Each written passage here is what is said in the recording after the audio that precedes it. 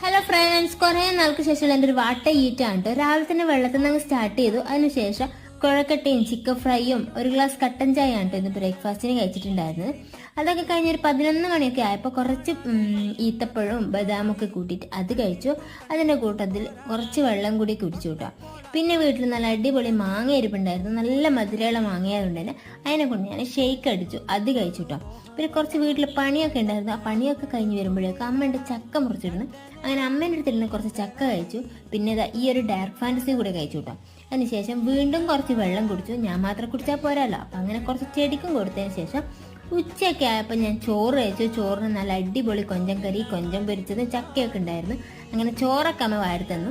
വൈകുന്നേരം ആയപ്പോൾ വീണ്ടും ചക്കപ്പുയ്ക്കും മീൻകറിയും ഒരു ഗ്ലാസ് പാൽച്ചായയും കൂടി ഉണ്ടായിരുന്നു. രാത്രിയത്തെ ഫുഡ് എന്നോട് വീഡിയോ എടുക്കാൻ വിട്ടുപോയിട്ടോ. അതിനുശേഷം അമ്മ എനിക്ക് മാങ്ങ മുറിച്ചിട്ട് തന്നു. നല്ല മധുരമുള്ള മാങ്ങയായിരുന്നു. പിന്നെ അത് കഴിച്ചിട്ടോ. അപ്പോൾ ഇന്ന് ഇത്രയൊക്കെ ഉണ്ടോ ഞാൻ കഴിച്ചത്. അത്രയുള്ളൂ.